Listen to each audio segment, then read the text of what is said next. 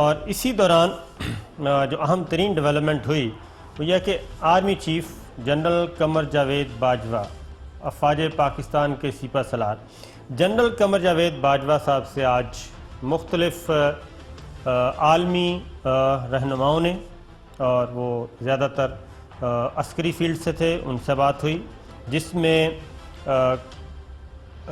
U S Saint کام کے commander سے بات ہوئی.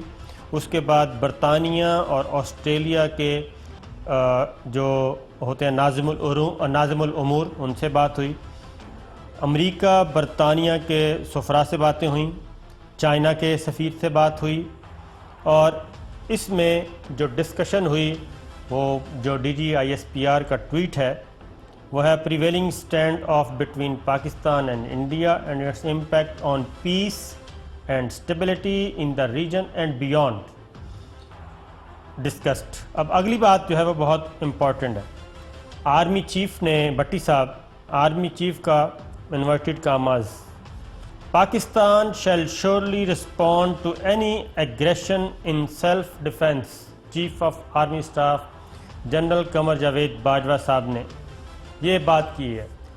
دوبارہ باقی تو گفتگو ہوئی، لیکن آخری جو جملہ آرمی چیف نے کیا کہا، ہمارے سپہ سالار جنرل قمر جاوید باجوہ صاحب نے کیا کہا، وہ تھا کہ پاکستان ہر صورت میں یقینی طور پہ کسی بھی قسم کی جارحیت کا جواب دے گا اور پاکستان اپنے دفاع میں ایسا کرے گا.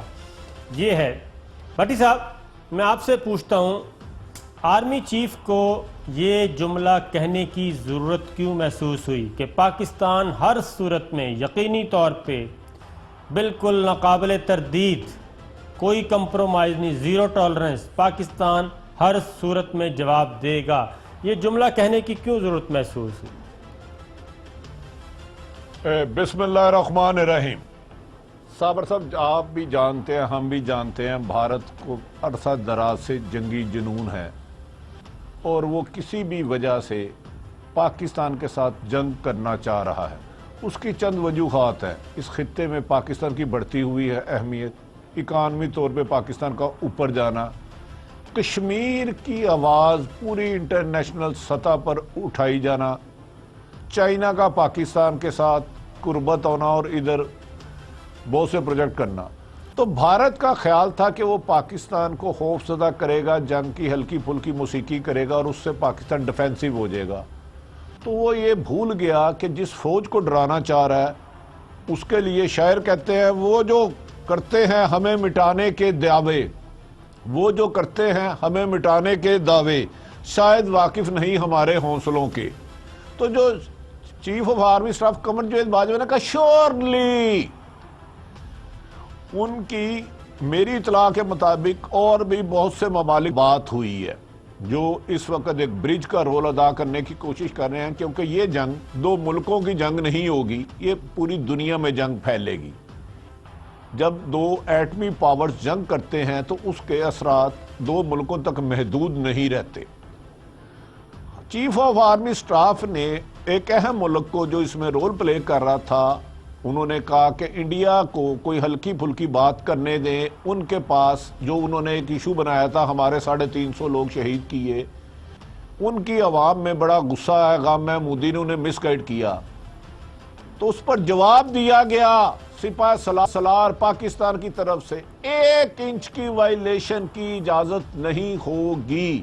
خیر سگالی طور پر ہم ان کا پائلٹ دے رہے ہیں، لیکن خطے میں امن کے لیے کسی دھمکی، کسی خوف، کسی لالچ کی وجہ سے نہیں. جس کے بعد پھر پوری دنیا کو یہ احساس ہوا کہ بھارت کا پاگل پن، بھارت کا جنگی جنون پوری دنیا کی تباہی کا باعث بن سکتا ہے. اس کے بعد جو انہوں نے اگلے دن، جس رات آپ اور میں بھی یہی عرض کر رہے تھے کہ میزائل حملہ کرنا ہے، جب انہیں پاکستان کی فوج کی اسٹریٹجی کا علم ہوا کہ یہ حملہ تو ہم کریں گے لیکن نقصان 10 گنا زیادہ پاکستان ہمارا کر جائے گا، ان کی تیاری تو ہم سے بہت زیادہ ہے، ان کا جذبہ حب الوطنی، جذبہ شہادت بھرا ہوا ہے، وہ تو جنگ میں آتے ہی شہید ہونے کے لیے، ہارنے یا جیتنے کے لیے نہیں. اس کے بعد بھارت نے تھوڑے سے عقل کے ناخن لیے انہیں عقل- سمجھایا نہیں، گیا. نہیں، بھٹی صاحب اب نہیں. یہ آہستہ آہستہ ابھی نہیں عقل کے ناخن ابھی تک نہیں لیے، میں آپ کو بتاؤں.